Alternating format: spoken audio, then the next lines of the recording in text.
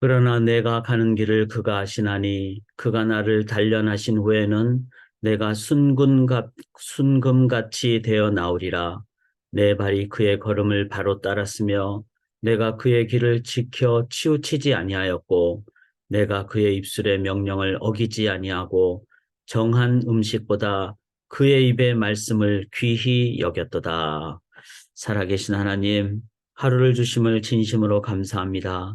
십자가의 보혈로 값주고 새 생명 주신 소중한 삶이고 하루이기에 하나님, 오늘도 주의 은혜를 기억하며 주의 말씀 따라만 살아가게 도와주시옵소서.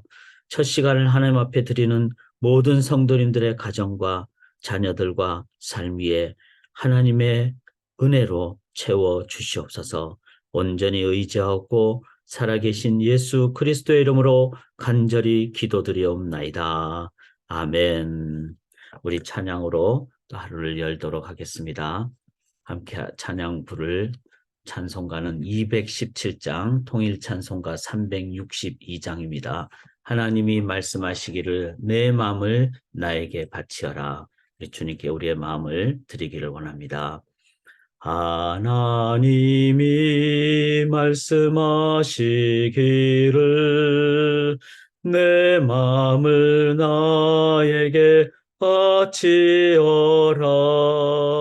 너 어디 있든지 날 섬기며 기쁘게 날 항상 의지하라. 바치어라 내 마음을 주께서 나에게 이르시네.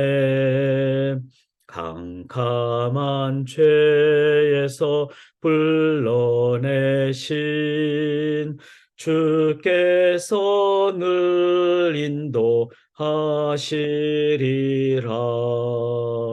오 주께서 말씀하시기를 내 마음을 나에게 다 바치고 사악한 죄에서 벗어나면 나 어찌 널 구원 않겠느냐. 바치어라 내 마음을 주께서 나에게 이르시네. 캄캄한 죄에서 불러내신 주께서 늘 인도하시리라. 성령께서 말씀하시기를 가진 바 모든 것 다 맡기고 내 맘도 기쁘게 바치어라. 풍성한 은혜를 더하리라. 아멘. 바치어라 내 마음을 주께서 나에게 이르시네.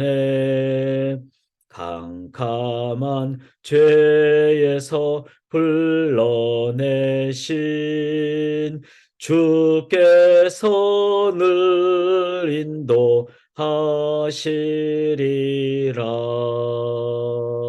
아멘. 주께서 인도하십니다. 주 앞에 우리의 마음을 드리기를 원합니다. 욥기 저희가 1차 논쟁을 끝내고 2차 논쟁 또 이제 끝난 상황이죠. 이제 22장, 오늘 23장이니까 이 3차 논쟁으로 나아가는 그런 상황이 되겠습니다.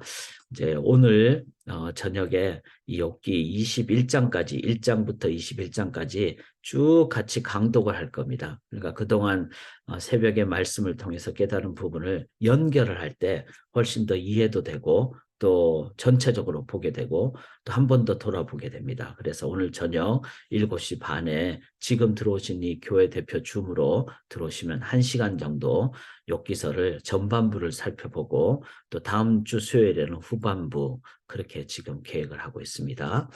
오늘 말씀 제가 좀 시간을 전략을 하기 위해서 말씀을 미리 여러분들이 좀 들어와서 읽으시고 그리고 제가 뭐 중간에 한 번 더 읽겠지만 그렇게 말씀 가지고 나가도록 그렇게 하려고 합니다.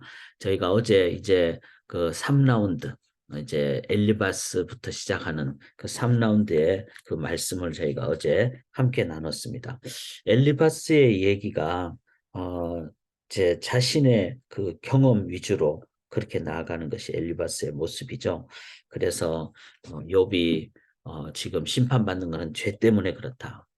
당연히 그럴 수도 있지만 그 이상이잖아요. 또 하나님 연단을 하기 위해서 그러실 수도 있고 그리고 또 그 우리가 의를 행해야지 하나님이 기쁨이 될 수 있다. 이제 이렇게 얘기를 하는데 그 하나님께서는 우리가 의를 행하지 못해도 수고하고 무거운 짐진 자들아 다 내게로 오라 그러셨죠. 그래서 안식을 주리라 이렇게 말씀하신 주님의 말씀대로 우리가 좀 잘하지 못해도 하나님 우리에게 내 모습이대로 갈 때 하나님이 받아주신다는 거죠. 그런데 엘리바스는 우리가 잘해야 되고 또 너가 죄 지었기 때문에 그렇고 이렇게 그러면서 이제 그런 내용을 엘리바스도 이제 자기를 돌아보게 되고 욥도 엘리바스를 통해서 내가 이렇게 지금 고난을 당하고 있는데 하나님이 그 하늘에서 나를 보실 때 그 사이에 구름이 빽빽히 가려 있어서 나를 못 보시지 않는가. 이런 이제 욥의 표현을 엘리바스가 책망을 했듯이 욥도 자기 속에 그 하나님에 대한 불평도 있고 그래서 이제 그런 상황이다 보니까 엘리바스는 그냥 기계적으로 너 기도해야 돼. 이렇게 이제 해버렸다는 거죠. 그게 바로 어제 내용입니다. 자, 그렇게 어떻게 보면 무정하고 어떻게 보면 섭섭하고 어떻게 보면 맞는 말이지만 그렇다고 영혼이 담기지 않은 말이니까 그런 얘기를 들은 그 욥의 입장에서 이제 23장 3장 1절에 욥이 대답하여 말합니다. 그 욥이 대답하는 오늘 이 내용을 23장을 보면서 저는 이런 제목을 달았습니다. 더 깊게 나 자신을 돌아보고 더 크게 하나님 알고 깨닫기. 참 1라운드, 2라운드, 3라운드까지 간 이유는 바로 더 깊게 나 자신을 엘리바스, 빌다, 소발 뿐만 아니라 욥 자신도 그렇게 돌아보게 되는 그 과정이었다는 겁니다. 그래서 오늘 저희가 수요일 저녁에 같이 쭉 살펴볼 때 연결해서 볼 때 또 전체적으로 볼 때 훨씬 더 이 내용을 더 품게 되고 정리하게 됩니다. 그렇게 될 때 내가 더 깊어지는 거죠. 그래서 욥기서는 제가 제목을 이렇게 달았죠. 깊은 인생 교과서. 참 우리가 깊은 인생을 저희가 좀 더 성숙되게 더 깊은 나 자신을 이제 만들어가는 인도함을 받는 뿐만 아니라 이제 결국 이 세 친구와의 이런 대화 속에서 주제는 내가 나를 더 잘 알고 내가 성숙되고 그거보다 더 중요한 것은 더 크게 하나님을 알고 깨닫는 것입니다. 결국은 하나님을 더 깊고 넓고 길고 크게 아는 것. 이게 바로 욥기의 주제가 되겠습니다. 자, 어떻게 하면은 나 자신을 더 돌아보고 더 깊은 사람이 되고 더 하나님을 더 깊고 크게 알 수 있을까? 여기 욥이 이제 이렇게 표현하죠. 2절에 보면 오늘도 내게 반항하는 마음과 근심이 나니 참. 욥도 이제 얘기를 들으니까 막 화도 나죠. 자기한테 영혼 없이 말하기도 하고 질책하기도 하고 그러니까 내게 반항하는 마음과 근심이 있죠. 내가 받는 재앙이 탄식보다 무거움이라. 근데 또 욥이 받은 재앙이 있잖아요. 정말 인간으로서는 참 감당하기 힘든 물질의 소실, 물질을 잃어버렸죠. 또 가족들이 다 떠났죠. 자신은 몸이 지금 피부병으로 인해서 큰 고통을 당하고 있죠. 친구들도 날 몰라주고 사면초가의 욥의 그 재앙을 받는 상황. 참 이것 또한 우리가 잊지 않아야 된다고 생각합니다. 저도 지난 선교 다녀오면서 감기, 독감에 걸려가지고 보통 감기 걸리면 일주일이면 낫잖아요. 그런데 지금 일주일이 지나고 8일, 9일째 되는 상황인데도 아직도 몸이 조금 연약한 상황에 있습니다. 그래서 오늘 새벽엔 좀 낙담이 되더라고요. 막 이렇게 일주일 지나면 나아야 되는데 감기 나아야 되는데 아직도 몸이 무겁고 힘드는데 겨우 8일, 9일 동안 좀 아프고 연약한 것이 제가 막 낙담이 되고 힘이 들고 어떻게 보면 진짜 짜증도 나고 불평도 생기는데 욥은 하물며 얼마나 더 하겠습니까? 또 우리 주위에 병이 좀 오랫동안 계신 분들을 우리들이 볼 때 정말 마음이 아프고 얼마나 힘들까? 그 동감이 참 중요하다고 생각합니다. 어쩌면은 같이 동감하도록 이렇게 육체에 어려움을 주시지 않는가, 육체에 가시를 주시지 않는가 이런 생각이 듭니다. 자, 그런 욥이 이제 어떻게 얘기합니까? 3절에 내가 어찌하면 하나님을 발견하고 그의 처소에 나아가랴. 자, 불평을 이제 제거해 주십시오. 이렇게 얘기하기보다는 내가 어찌하면 하나님을 발견하고 4절에 어찌하면 그 앞에서 내가 호소하며 변론한 말을 내 입에 채우고 자 호소하고 하나님 앞에 내 입장도 얘기하고 이렇게 하는 걸 뭐라 그러죠? 기도라 그러잖아요. 기도. 그리고 욥은 하나님 앞에 정말 한나처럼 막 자기의 억울함도 원통함도 한도 막 토로했다는 거죠. 기도의 참 능력 중에 하나가 저는 이런 거라고 생각합니다. 하나님 앞에는 하나님의 영광로라 그러잖아요. 내 입에 막 쓰레기 같은 내 입에 불순물이 들어간 정말 막 불평과 불만과 심지어는 저주와 욕까지도 시편은 다 하나님 앞에 토로하잖아요. 그 쓰레기 같은 말을 사람한테 하면은 사람이 상처받죠. 나도 힘들죠. 근데 하나님 앞에는 막 별의별 소리를 다 하고 하나님 앞에 하나님은 영광로 같은 분이시니까 다 들으시고 그리고 순수함으로 우리에게 토해내어 주시잖아요. 그게 바로 더 깊게 나 자신을 돌아보는 길입니다. 여기 5절에 보면 내게 대답하시는 말씀을 내가 알면 내가 이르시는 걸 내가 깨달으랴. 이제 어떻게 하면 깨달으랴니까 깨닫기를 원한다는 그런 마음을 나는 하나님으로부터만 깨닫기를 원한다. 그 다음에 8절에 그런데 내가 앞으로 가도 그가 아니 계시고 뒤로 가도 보이지 아니하시고 그가 오른쪽에 돌이키시나 배울 수 없구나. 자, 이게 바로 기도가 주는 우리에게 주는 아주 중요한 그 어떤 인도함입니다. 기도를 통해서 나의 밑바닥을 보는 거죠. 기도를 통해서 이제 순간적인 응답도 받죠. 필요한 어떤 뭐 병고침도 하나님으로부터 받게 됩니다. 그러면서 더 깊은 기도는 나를 돌아보게 영혼의 거울이잖아요. 그래서 나를 돌아보게 됩니다. 아, 나는 할 수 없는 죄인입니다. 나는 죄인 중에 괴수입니다. 나는 아무것도 볼 수 없는 연약한 존재입니다. 뒤로 가도 보이지 아니하고 오른쪽으로 돌이키시나 배울 수 없구나. 참 철학적으로 얘기를 하면은 근대 이유는 경험주의라 그러죠. 자신의 경험으로 모든 것을 잣대 삼아서 절대화해서 내 경험으로 내 인간의 눈으로 인간의 논리로 신이 있는지를 체험을 못하면 경험을 못하면 신은 없다. 그래서 근대 이유는 인본주의가 발달하고 무신론이 발달하고 그게 바로 경험 위주이기 때문에 그렇습니다. 그런데 경험으로 우리가 우리의 생각보다 더 크신 하나님을 다 알 수 있을까요? 절대로 못 보죠. 그래서 나의 시각으로, 나의 경험으로, 나의 체험으로 모든 것을 잣대질하는 그런 신앙의 자세는 올바르지 않는 겁니다. 경험은 중요하고 체험은 중요합니다. 그러나 경험이 절대화돼서는 절대로 안 되는 거죠. 바로 이 구절에서 8절 구절에서 결국 인간의 한계를 깨닫는 것. 그래서 끊임없는 불평과 질문을 또 한계를 하나님께 언제까지? 끝까지 올려드리는 것. 언제까지? 끝까지 답이 올 때까지. 일단 첫 번째 답은 나의 밑바닥을 볼 때까지. 그리고 끝까지 답을 올려드리는 것. 이게 바로 나 자신을 더 깊게 돌아보는, 내 자신이 완전히 0이 돼야지 하나님이 100이 되죠. 내가 아직도 10가지는 살고 20가지는 살면 하나님은 90밖에 안 되고 80밖에 안 되고 그렇게 되는 거죠.